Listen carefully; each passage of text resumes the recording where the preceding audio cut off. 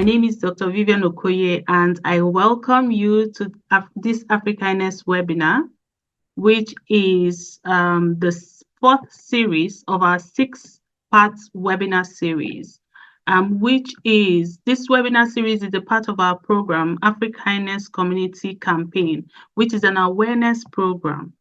In 2022, we carried out a research that found out that there are barriers to accessing autism diagnosis and support here in the UK by families from Black, African, and ethnic minority backgrounds. So based on that, one of the major barriers to accessing diagnosis and support that we found was the level of awareness. There was a very massive lack of awareness within the African and ethnic minority community, amongst other things that are serving as barriers to accessing diagnosis and support. So based on the finding of that research, we put up this program together, and the aim is for us to reach our communities to create awareness about neurodiversity, not just autism, to create awareness and to support families on their pathway to getting the support that they need to support their children. So this is the fourth series in our six-part webinar series. If you haven't been part of our webinar series, please go to the Africaness resources page. All of the previous webinars are up there, and you can have access to those webinars and massive resources, library of resources around neurodiversity and every other thing that you might be questioning. So today we're speaking to sensory sensitivities.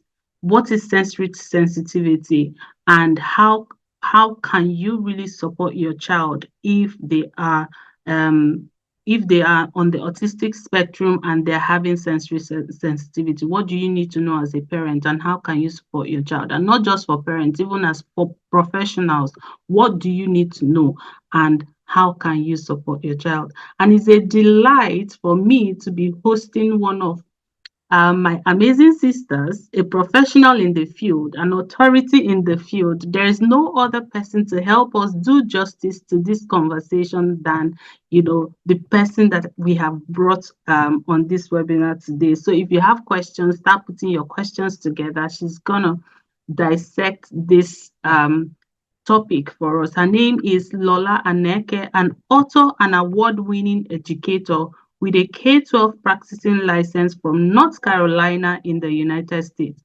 Lola holds a Master's of Arts in teaching special and inclusive education from Meredith College, North Carolina, and a bachelor's degree in sociology from University of Lagos. She's currently working on her PhD in special education, learning disabilities and behavior disorders program at University of North Texas, United States. She is the founder, CEO of the Comprehensive Autism and Related Disabilities Education and Training Academy, known as the Cadet Academy, and the non-profit, non-governmental organization Dewdrops Community Center for Special Needs, both located in Abuja, Nigeria. Lola hosted the only weekly special needs radio show in Nigeria from 2015 to 2019. She also hosted a weekly online TV program titled Finding Help with Special Needs, with over 50 episodes on YouTube, and a 24/7 support group for families and educators with over 700 parents and educators on Telegram. She is a TEDx speaker and was an inclusive educator consultant for UNICEF and Mott McDonald in 2020. Lola has featured on numerous television and print media and has been interviewed on BBC Focus on Africa and also on Al Jazeera. And she received her Network Woman of the Year in Education Award for 2019. In 2020, she was recognized by Leading Ladies Africa as one of the top 100 most inspiring women in Nigeria. And in 2022, she was recognized by Why Niger Online magazine as one of the 100 most inspiring women in Nigeria. She has trained and empowered numerous parents, teachers, and caregivers locally and internationally, and has published 4 books, namely Special Needs Made Easy, Volume 1, Mastering Autism, that's the second book, Dyslexia Bible, and Ronke and the Painter's Daughter, a short story book for autism awareness. Ladies and gentlemen, please let's welcome Lola Aneke. Welcome, Ma. Can you give her a welcome in the chat? Thank you. Thank you so very much, Dr. Vivian. It's a delight to be here this afternoon. And I'm really excited to be here, really, really. Wherever there's a gathering about children or individuals with special needs, it's always a privilege to be among these individuals. One thing that it speaks to me is that we all care about every child, but most importantly about those children that we in quote have written off and do not understand how to help them. So being here, you gathered here today means a lot to me.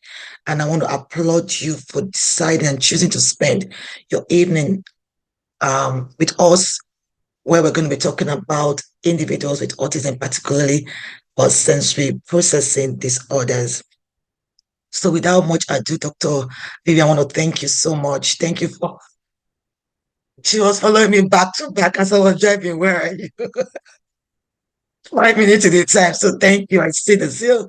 I see it. Oh, thank you. I really appreciate you and your amazing team.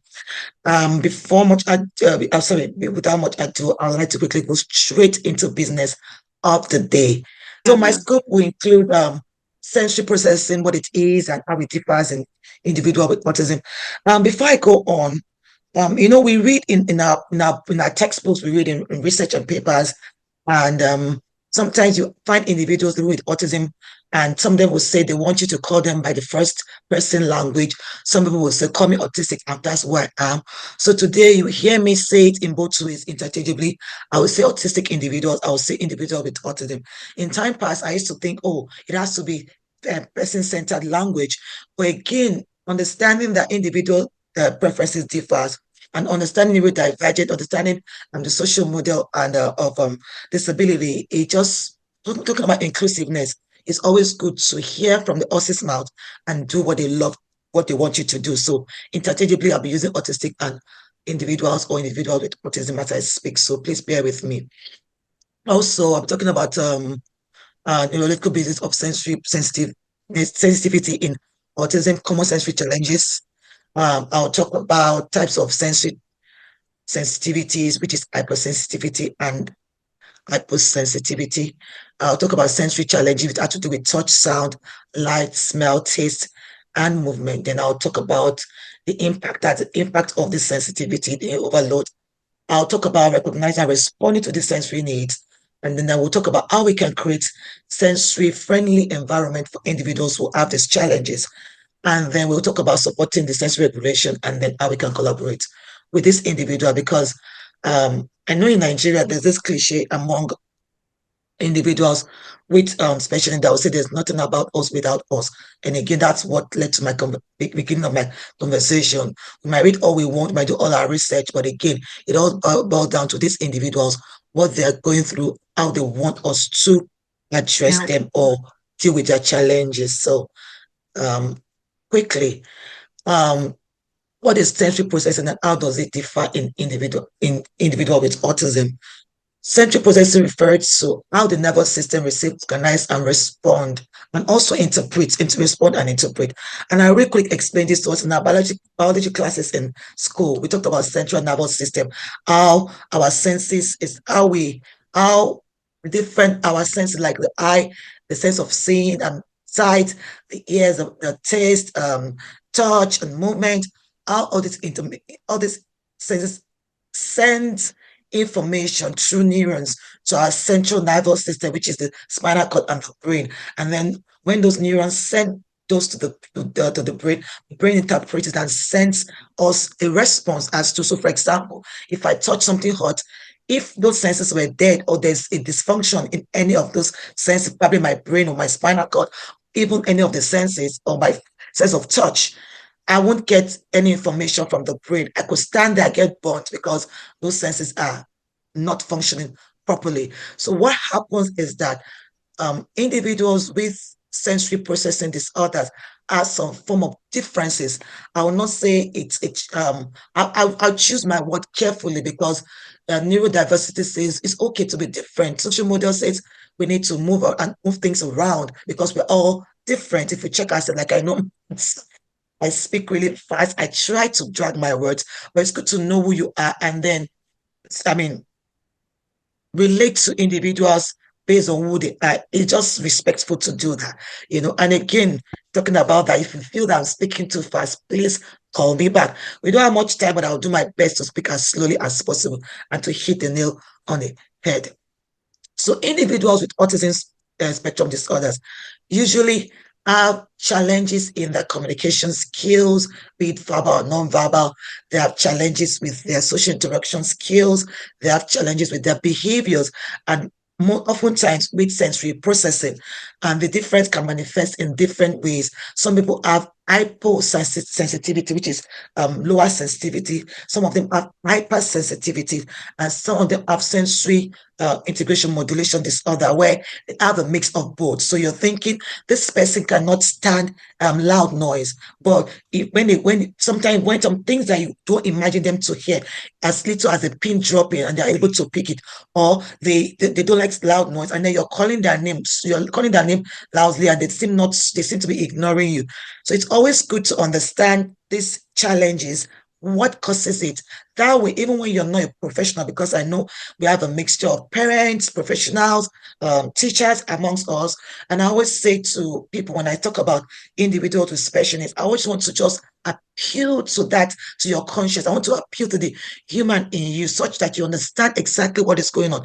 Even with little or no information, once it's an understanding, you can figure out ways to support these individuals. And that's what I'll be doing here today. I'm going to be touching your core, your areas that helps you to be empathetic and not sympathetic. We don't want to be sympathetic. We don't want to do we don't want to always support them when they don't need support. We want to know what they need, live in their shoes, and then work with them based on what they're going through. Now, research has shown that a lot of individuals have distinct neural responses. They respond in different ways based on what in the brain interprets to them, based on the threshold. And what does this mean? Usually, for our sense of sight, for our senses of taste, our senses of feeling, our senses of hearing, there's a threshold. I mean, when it comes to hearing, some people have hearing loss, and that could also be a part of sensitivity. But for individuals with sensory processing disorder, particularly individuals with autism, there's a threshold which with all of us hear, that is normal. There's a threshold which we feel, which is normal. There's a threshold which we see, which is normal. And that's why you see some individuals who have sensory processing disorder, particularly individuals with autism, they can't look you in the eye. Some of them, the light is too much for them.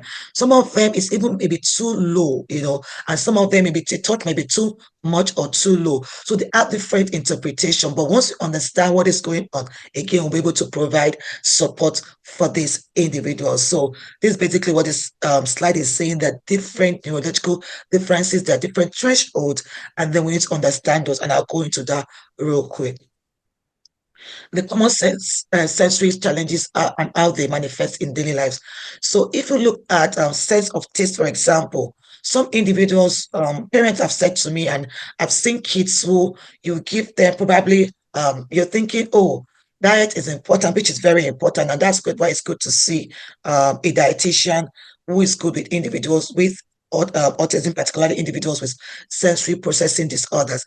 Some of them might not be able to eat grains of rice. You might have to blend it simply because of the sensitivity. So some parents will say, oh, I don't give my child rice because he spits it out.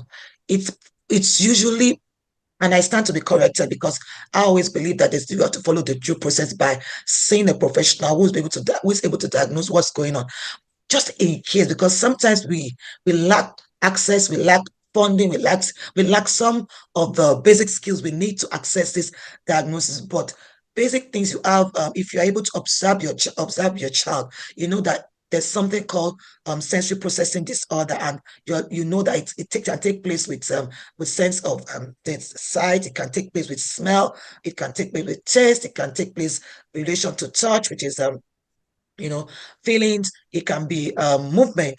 So once you see that, I always say to parents, when it comes to these things, even when you don't have the professional know-how, you can take basic information. Maybe, for example, you give a child rice to eat, for example, he's always spitting it out, or you touch a child is screaming, or it gets a place is blocking his ears, or he doesn't answer to his name. You want to check what's going on. There's something we call um, antecedent behavior and consequence under management of individuals with autism. You want to check, why is this child not eating this? What can I do to make it better? So, for example, if that child is not taking grains of rice, you might want to blend it. Maybe the texture is not fine for this child, Or some people will say, my child likes to move, he's always jumping. What it does is that this is what gives them that fulfillment. As I'm talking, I'm gesticulating. This is what making me feel. This for me is a fulfillment to say, look, I'm communicating to people. So most times it's always good for us to understand what these individuals are going through and being able to provide the necessary support. Okay. And I'll also get to how they exhibit the deficit behavior or the challenges, the differences in them. Now, like I explained earlier on, we have hypersensitivity, which is over responsiveness. We also have hypersensitivity, and we also have the sensory modulation disorder. That's a bit tricky because sometimes you're thinking, oh, this child doesn't like noise yet. The noise is too much, which means it's too much for him. Maybe the threshold for that, for hearing, for example, hypothetically, is meant to be 50%. So for that child, is hearing at maybe a frequency of about maybe 90%, which is too loud. And you're thinking, I'm shouting his name, he's not responding. That could be an it could be a sensory modulation disorder where, yeah, he may be able to hear too much, but sometimes he's not able to hear certain things. And then, of course, the hypersensitivity would be that maybe you're thinking, oh, the light condition is okay here. This child should be fine. Then the child is either closing his eyes or not even looking at you or not wanting to come into a certain room. Is not tolerant of the light stimulation there. So we need to pay close attention so that we can meet these individuals, the needs of that particular individual. And of course, it can be hypersensitivity, which is under responsiveness. You're thinking, oh, this child, I've had cases of children drowning, I've had cases of children being children with autism who have sensory processing disorder, who are being knocked down by cars, who have no fear of danger because their senses that are supposed to communicate that to the spinal cord and then to the brain is either hyper, or a mix of sensory processing modulation disorder. So it's always very good, very important. This is one aspect of challenges that individuals with autism go through, that people don't really know about, and they're thinking, oh, it's a behavioral thing. That child is spoiled. That child just likes to cause trouble. But once we understand this, we now want to, once we are aware that this could occur, you now want to check, because people are like, oh, how do I know? How professional do I need? Yes, there are professionals who are skilled at doing this, but the little, I always say, because of the kind of research I do, I do a lot of cultural responsiveness. Sometimes we might not have the professionals, but we can use what we have. I mean, knowledge is just paying attention and just following through with certain things. So as little as, oh, this child entered this room, she's looking at ears. What can I do? Sometimes you want to be reactive, sometimes you want to be proactive, sometimes, so for example, if a child does not like noise, which is what the signal is saying to the child, you want to use air bluffers that they can move over. Now I'm already moving faster than my slide. So when we get there, I'll just move really fast. You want to think, because the social model management of disability says that the child doesn't have an issue. This child is different. It's called neurodiversity. Why don't you move the environment? Why don't we look for things to be able to ensure that these individuals is included? So what I would simply do is just get a hair bluffer. If this child, for example, if he doesn't have to go, thank God for COVID and technology, to find ways to ensure that that child access, be it a musical concert, whatever it is that will cause too much noise, and then the child you can lower the volume, or the child can watch, so there are different several ways we can support that child if it has to do with the sense of the sound, Um, again, I've talked about this, about sensory challenge. I relate to touch, sound, light, smell, taste, and movement, avoidance of certain texture. And sometimes it could even be, and some of us actually go through it. Sometimes you have labels on your on your t-shirt or on your dresses. I usually cut that because I just feel it scratches on my skin. But some of these, for some of children who have hypersensitivity to touch, that could be something that just makes them, uncomfortable. They cry, they have a meltdown and all that. So we need to be really, really considerate. Some of them, it's even with the chemical in the smell, the chemical from what they use to create the cloth that could cause a dis it will cause a meltdown for the child. So we need to really be careful, pay attention to sense of touch, sense of sound, sense of lighting, smell, taste, and even movement. The most common one is this child likes to jump, and I will share some ideas on how to manage those as we progress. Impact of sensory overload on behavior and communication. I said that, and while I was speaking earlier on, most time we feel, oh, this child doesn't want, this child is antisocial, this child is just a spoiled child, this child he doesn't want to be social. That's not the case. Now that we know what sensory processing disorder is, we can say for sure by taking data, by paying attention, what happened, what led to this, what would I have done, and what after I did it, what difference did I see?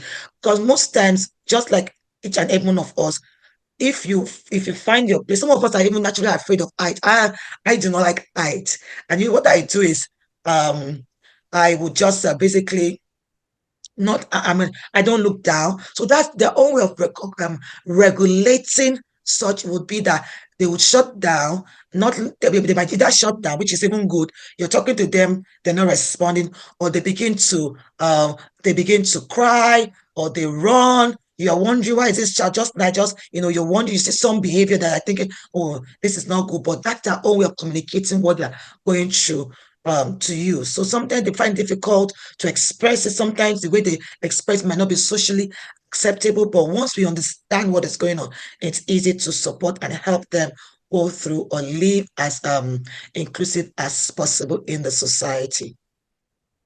So recognizing the signs, sometimes the child will cover their ears. I've talked about that. They will avoid eye contact. They will avoid, some of them would want you. I've seen kids that won't want you to touch them. And you're thinking, oh, the road is not safe. I need to hold you. That touch is too much for them because it's hypersensitive to them. Some of them want you to just hug them. They want you to hug them because they want that sense of touch, and they just want you to hold them because that's what gives them that sense of fulfillment and balance. And we also have to be careful when it comes to, because that could also lead to abuse.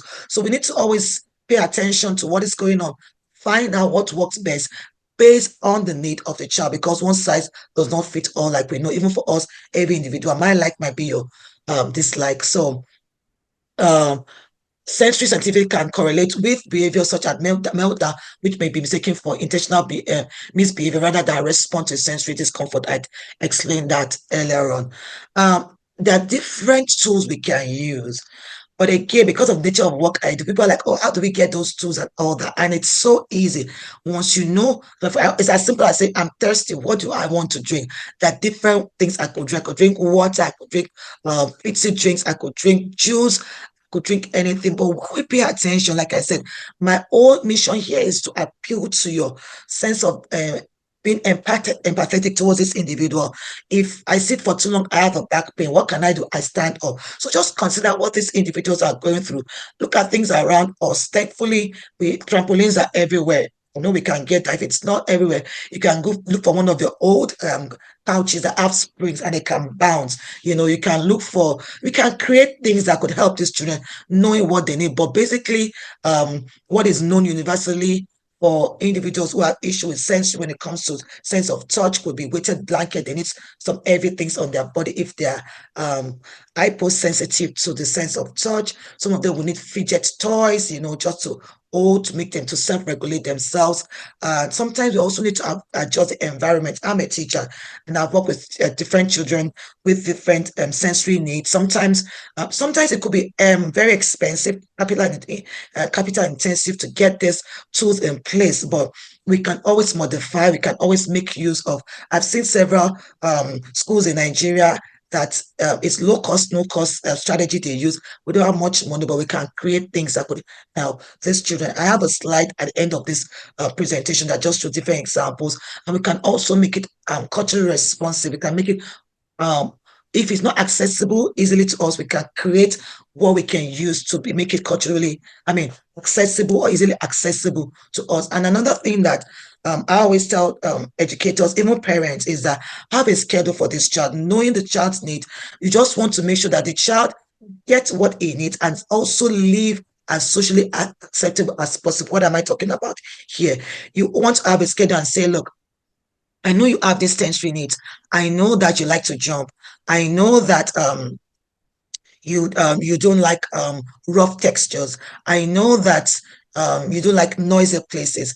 I know that once you know the different needs based on the sense of touch, hearing, taste, feeling, movement, you know, you would now think of.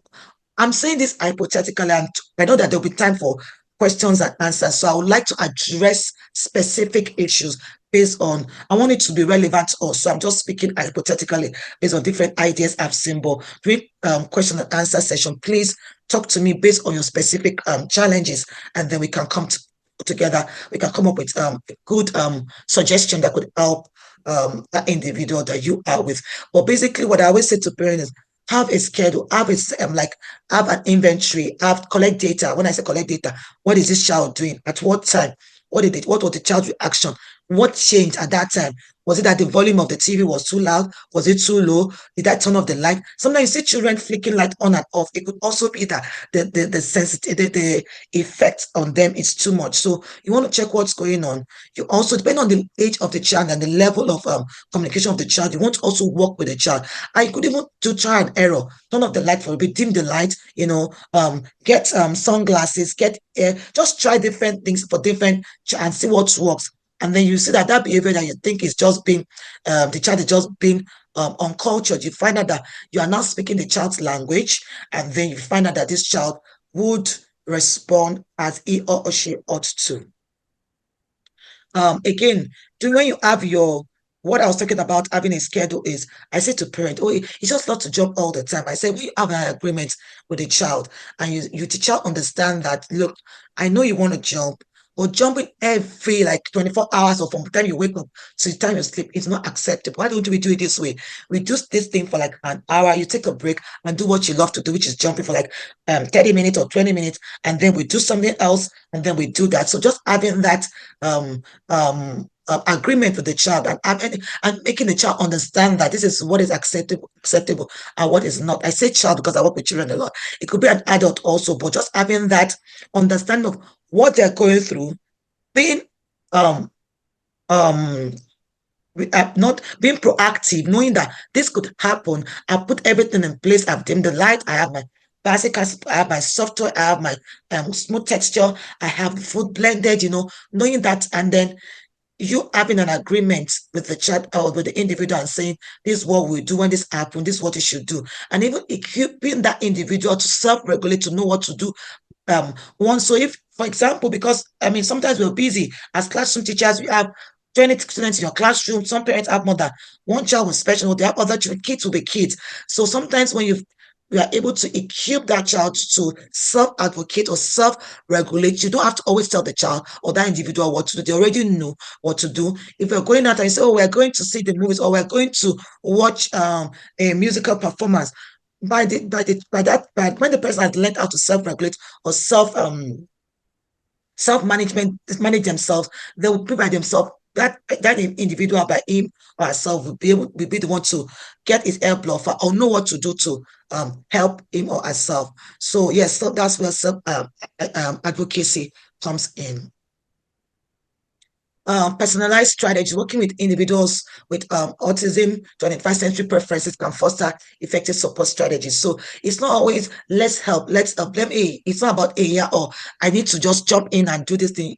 Working together with them and helping them recognize what works for them will go a very, very long way. And again, empathy and sensitivity, building trust to understanding sensory challenges can improve relationship with caregivers, educators, and staff support. So we just knowing what it is, the different kind of sensory processing disorders, taking inventory of what happened prior to when that behavior was displayed based on this need, and then what's the reaction with did it tone down the negative the reaction, be it a meltdown, be it whatever it is, did it tone it down, and then will I be able to use this strategy again, and then equipping the individual on what to do so that they can be able to use it to live as independently and as inclusive as possible.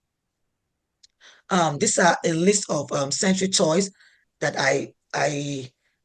it's a lot here, but basically for light sensitivity, we can use, what I have. I wish I took a picture. There are different tents where, yeah, and it's not people say it's part of inclusion, it's part of modification. If a class, even in a house, if you want the light on, let him know that you can have a little, those kind of camps that we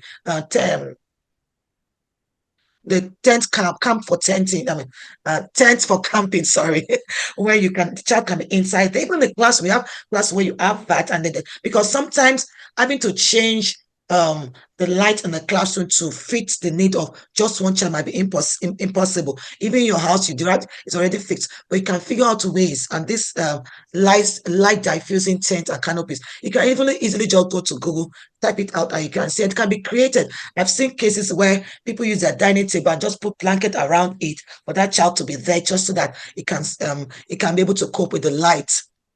We can also use color changing or adjustable light boxes. It's allow control by brightness. That's for brightness. Glow in the dark light sensory toys. Gentle adjust.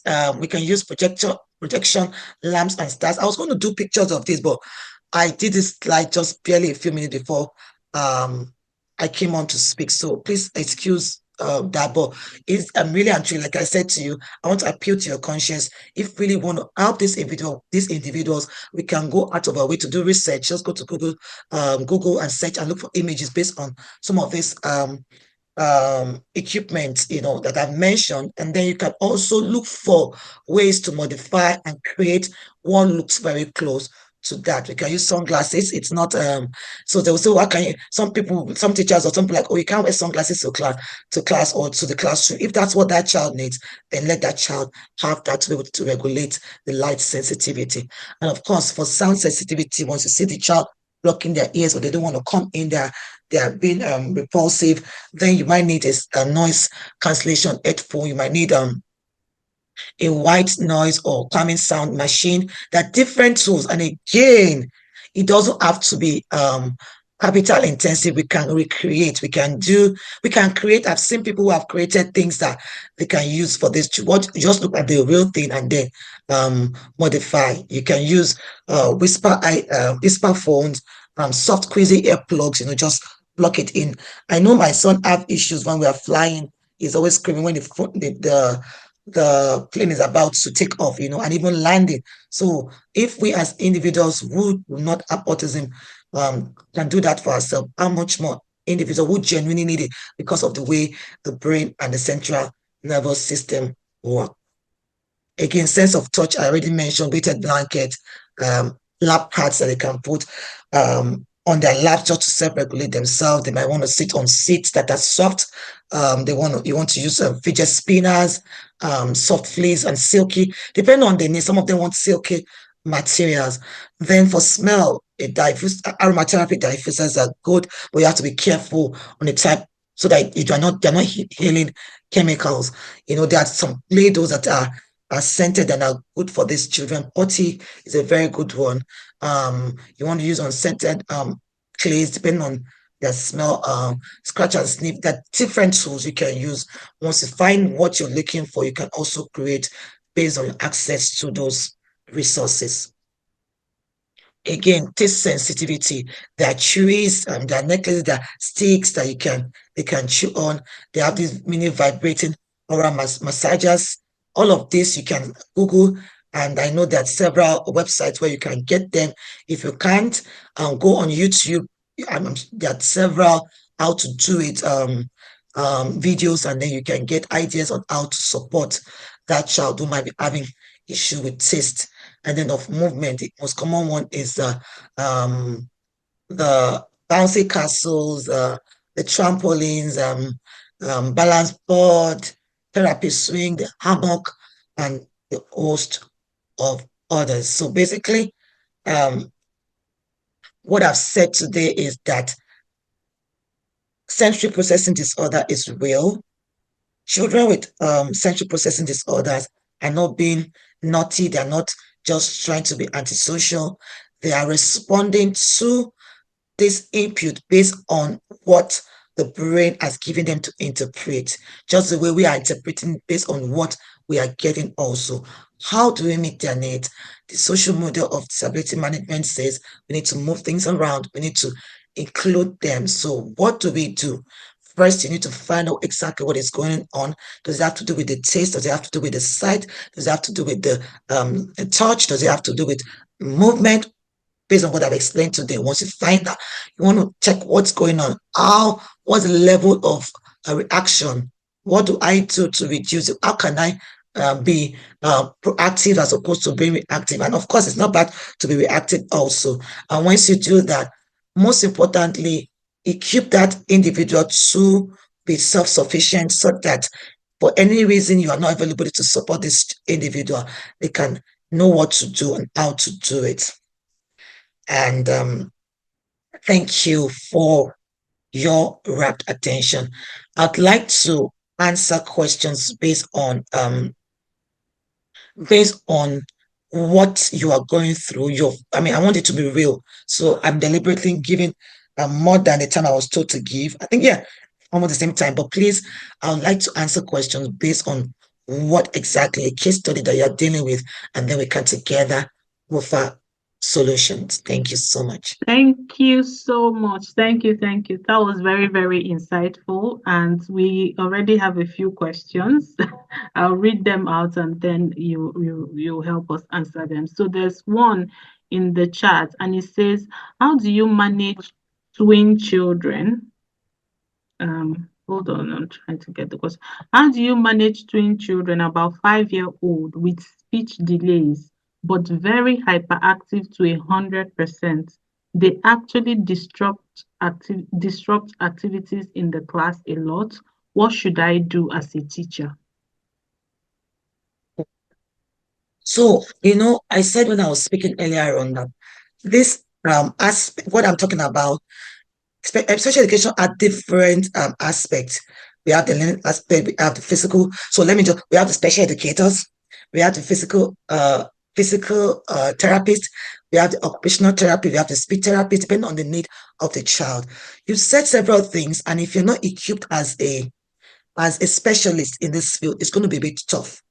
But you have to in your class, you need help, first and foremost. You talk about speech delay, that child will need a speech therapist. But as a classroom teacher, the basic thing, and I hear you because I can imagine you having 5-year-olds, twins in your classroom, speech delay, very energetic. I'm hearing 5 different professionals you need. So ask for help based on the speech. But I'll give you a tip based on speech. One thing, and that, I mean, speech is deep. There are different kinds of speech disorders, So I really can't answer it specifically. But if you're asking me, what do I do? You need to know what you want. If you want the child to communicate, then teach them what you want them to say. I want this, I want that. I need to use the restroom. I need to sit down. You need to teach them that, and then help them use it and reinforce the behavior. Applaud them when they use it. Just do that. Then, if it has to do behavior management, and that's where I think you need to help with, because you're a classroom teacher. Every classroom teacher needs to understand behavior management. So thankfully you understand that, child. Let's even leave the issue of hyperactivity and the issue of speech, which you need professional. As a classroom teacher, behavior management is very important. So the first thing you need to do, the first day of class, is that you sit down with your kids, with their inputs, with picture, however they understand. Let them know your classroom rules and regulations. Teach them for the first 1 or 2 or 3 weeks till they get it almost 100%. Once you do that, they know when we need things, we raise up our hands. Or when I need to get out of my seat, is a red flashcard or whatever it is. If you teach, think about it. What are the things that these kids are doing that won't make my class run smoothly? And when you reinforce positive behavior, somebody, for example, when you're teaching it and the child says, raise up their hands, and you know that maybe the red says, I need to get up, and you give that nod, and the child, you can say, well done, raising up your red flag. And you can model this to them. You can there are several videos on YouTube to show them how you want your class to be. This is what we do. This is how we do it. This is how things go. Teach them over and over again till they get it. That way you can manage them jumping out of the class and getting off their seat and just running around. So I think you need to equip yourself with behavior management skills and then seek professional help based on the need of the child, be it speech intervention, uh, even with attention deficit hyperactivity disorder. You could do several things. You don't want you want to be proactive as opposed to be reactive, not when they're already you want to catch it before it starts and give them the skill to succeed, because sometimes, like we say, it is what the brain is interpreting to them. So you want to give them those skills to succeed. I don't have enough information. I think I wish I could speak to you one-on-one to have more information as how to help. But I think if you work on behavior, classroom management, and behavior modification plan, it would help and go a long way. And then seek help from professionals on the specific needs of the child based on speech and the I think you mentioned ADHD. Did I answer your question? At least to a certain extent. At least, yeah. So there's another one. This one says, what do you do if your teenager doesn't like the taste of most of the food and then gets bored of eating some of the food he eats? Iron is low, but he won't take supplements. Great question. Interesting question. I've had, so let me think, I don't know what part of the world you're in, but let's be very careful. Please. I'm telling you a true life story, what I'm about to share. In fact, my sister has two kids with autism, right? They are twins, the same mother, the same father. And this question you asked, we knew diet was important. And I didn't mention that because I'm not a dietitian, but we all know that diet is important based on your question. And we knew that they were twins. I will cook the soup from the same pot. They will eat from the same plate, Like I said, managing individuals with autism, any kind of disability is quite expensive, capital intensive. But the first and foremost thing to do, please do not copy anybody. And I'm saying this based on our own experience. We sent them, we made sure they saw a dietitian, right?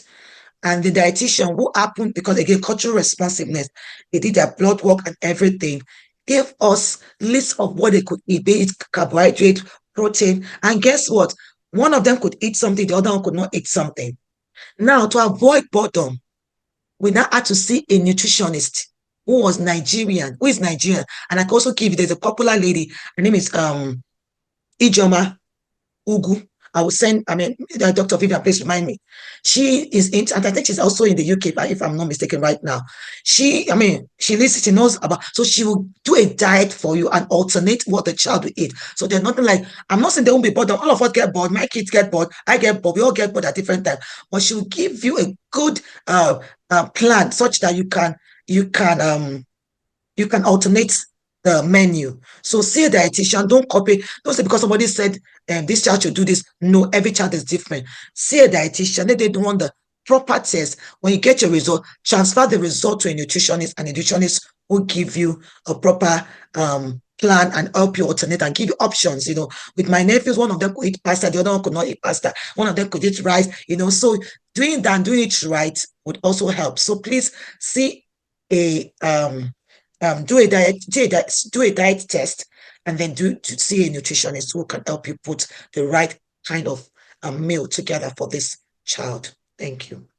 Thank you so much. So we have another one. Are there tips for parents to communicate with autistic children when they are having episodes to help them calm down? Yes. And this question is a bit dicey, and I'll go backwards a bit. Remember, I said it's better to be proactive as opposed to being reactive. I'll give an example. Let's use diet now. You know your child, and please, I'm not saying every child does not eat sugar, but you need to do a diet test. You know that you don't want your child to eat candy. I know these stores, they put the candies where you're about to pay at the till, right? You always see I know even in Nigeria, when they don't have change for you, they'll give you candies. I say, take this candy. Every child love candy. Most children, be it special needs or not. You already know that. A way to be proactive would be communicate that however your child understand that communication. If you have to take pictures of that store that you always go to, or you have to take pictures of whatever it is to communicate social stories, whatever it is that you use to communicate to the child, let the child know that this is what we will do, this is what we will not do. Now, again, another skill I want us to acquire as parents is that we get very emotional. Hey, I don't want people to look at me like this child is spoiled. So let me just give him and let him, let's have peace. No. Because the moment you do that, you're going to continue to do it. If the child is having a tantrum because you refuse to give the sugar or the candy, and you know it's not good for the child, it's okay. Let anybody say what they want to say. He's a teenager. I understand that it's tough to work with teenagers, but if you're able to, so for example, if I'm going to store with it, I'd rather not go with that child. But if I know that we've not learned those skills, but if I'm going, I get a brother or an uncle who is stronger than me so that we can lift that child out of that store so he doesn't get the candy. After all, he's not yet 18, so there's no nobody's gonna arrest. Because the moment you give in, you are reinforcing that behavior and it will continue. So let's be first proactive. Let them know what is not acceptable. Celebrate them when they don't do they do those things. I mean, reinforce the behavior. And when, for example, they decide to do not give in to it, find a way to move away from that situation so that they don't keep going back to it. I've had cases where teachers will say to me, we have a store and this child not allowed to take coke, and he runs to the store, the school store, take it and just runs away. And I'm like, what is the storekeeper looking at? Knowing that child will do that. When it's coming, be prepared. So some of these issues, I know it's not a straight black and white, they're gray, but look at what is going on. Think objectively on how you can prevent that from occurring. Either don't take the child to that, don't make it have access to that, or find a way not to. Even if it does, make sure it doesn't have access to that thing that would not be beneficial to his growth and development. Yeah. For the person who asked the question about food, right? I know there's something called avoidant restrictive food intake disorder. You might want to research that a bit and see if it aligns with what's going on with your child. It's actually a disorder where like they have massive restriction for foods, right? So and seeking help would answer your questions. Sometimes it is what it is, right? And you have to work with, I know some autistic people who would only eat one thing, right? And then you can only gradually introduce different food for them. And it can take as long as 3 months before they even accept something different. So it is just what it is. Um, okay, someone said I should repeat. Avoidant restrictive food intake disorder, AFID, I think they call it. Someone says, what strategies can I use to create inclusive classrooms for students with autism? That's a very Oh, large autism question. is That's a a very full wide topic. like you have to give me specifics, but based on what we've said, you have to first know the how this child exhibits whatever the characteristics is exhibiting, then you work backwards. So there are several things you can do, but most importantly, like I said, classroom behavior management helps a lot. And most individuals with autism, they love routine. So if they know the routine, that helps. That your class is already, they know this is what we can do, what we shouldn't do. Then you can now begin to tailor it to that need that is because twins could exhibit in different ways. Triplet, like it can be somebody with you've met one person with autism, you've only met that person. That several other ways other individuals with autism will display the differences. Yeah. So someone says, how can parents adopt sensory activities for children with sensory difficulties? I think this was addressed in your this thing. Then someone says, how does sensory differences impact children on the autism spectrum? And is it the same for ADHD and other conditions? Well, there could be comorbidity. When I say the person might have ADHD and autism, so it could be. But then again, there are different ways. And let's not forget, even sensory processing disorder exhibit differently, right? So it may not be the same. It's you're used to, like I said, identify what are the signs I'm seeing, what led to what, and what can I do? Just try different and whatever works, and then you use it. Did I answer that question? But it's not the same. Mhm. Take data to observe what is going on. Take data, see what is going on, then interpret it based on what you're seeing.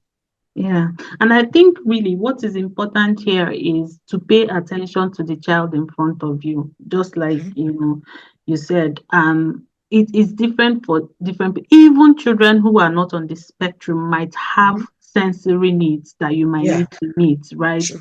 So just pay attention, be sensitive, be empathetic, and as a parent, just be curious to don't we have that thing where we just interpret our children's behavior negatively as if they're trying to give us a hard time. But if we shift from that to curiosity to saying, okay, let me understand what is happening and then pay attention to what is happening and see what you can do to support your child's needs, then you might make progress in that instance. Just paying attention to the child in True. front of you and what they need per time can really be all you need to solve the problem. Thank you so True. much. It has been an amazing evening. It is good to Thank you. have you. Thank you for blessing us with your knowledge. Thank you for sharing. Do we get the slides? I hope we get the slides because I know that, Absolutely. yeah. Absolutely. I will send it to you almost immediately before I get it. All right, thank you. I will. I have just a few announcements to make, and before we call it a night. Um, Okay, so thank you for joining us. Thank you for your questions. If you have further questions, please do well to send them to us, and we would respond to them as much as we can, right? But please, before you leave, could you please, take this survey? We want to know if what we're doing is working, if this webinar is useful to you, if it answered the questions you had about sensory sensitivities in autistic people. What do you want us to do differently? Is what we're doing relevant to your needs? Please kindly take this survey for us. It's really, really important for us. Like I said when we started, we have a lot of resources on the website, right? If you go to the Afrikindness website, search for the resources page, and you will see a lot of resources on there for you that would help you. Even our previous webinars are all on there for you to listen to and to catch up with them, right? So kindly go on the website. We have amazing resources. We have resources from Lola, who has just spoken with us. We have resources from other speakers who have spoken with us. Everything is on there, for us. So kindly, do that. And we have a support group. We have a support group for families on WhatsApp. In that support group, we'll share further resources. You get notification for all of our events on there. So please, if you want to join that support group, um, scan the QR code or see the links in the chat, to all of that. Kindly join that group and join us. And we're also looking for volunteers. If you feel like you work with special needs children or you aspire to support families that have autistic children or neurodivergent children and you enjoy what we're doing, please kindly just send us a message and we'll let you know what we do and how you can be part of what we are doing. We need that. Yeah. And we're currently running a research. Um, We're trying to, most of what we do in Africanness is to help children feel included, to help children have positive racial identity, regardless of your background, regardless of where you come from. So we're currently running a research, and it's just a survey, right? And it seeks to understand how Black African children are supported with their racial identity at home and within the community. So it just takes about 5 to 7 minutes for you to answer this question. Just the links, all the links are in the chat, right? So you just need to click the link and take that survey. There are short questions, respond to the questions, and it will help us with the research that we're doing, which will further form the basis for the work that we do and how we support families. You can scan the QR code on the screen, or you can use the link in the chat to help us complete that survey. Thank you for joining us. We have another webinar coming up, but this is not part of the sixth series on neurodiversity. This is a different webinar by Africanness research team, and it is focused on the theme of the Black History Month, and we're talking about racial identity and mental health for families. It's a roundtable discussion. This will happen on the 4th of November, 7 p.m. to 8 p.m. Please register to join us for that conversation. We really want to have you. It will be an interesting one. Many amazing speakers. It's a panel, and we will share a lot of insights around mental health for families and how this correlates with racial identity. So do register and join us. We also have another webinar from our Africanness Parents team, and it's on climate change. What can families do? How can parents support climate change? It's a very important conversation, because when we talk about these things, we feel like, oh, it's a big issue for the government and the big people, but we all have a contribution. Please join us and hear what you can do in this important conversation around climate change. Do register. All of the links are in the chat. And please don't forget to follow us on all our social media handles. We're on LinkedIn, Africanness, Facebook, Africanness, Instagram, Africanness, Twitter, Africanness. Our email, if you want to collaborate with us, if you want to sponsor, support, or partner with what we're doing, just send a message to info@africanness.org. Our website is www.africanness.org. Please go on there and see all of the amazing work that we're doing. Thank you. And we couldn't have done this without our amazing speaker who has come to share her knowledge with us.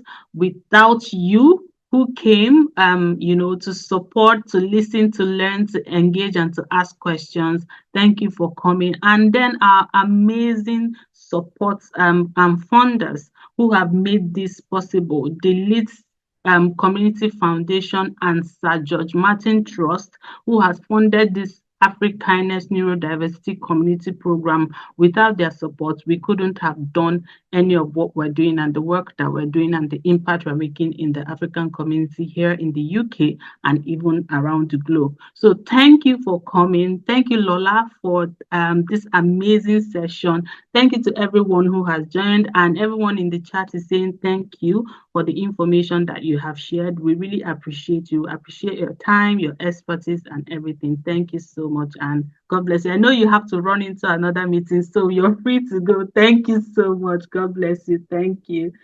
Thank you, everyone.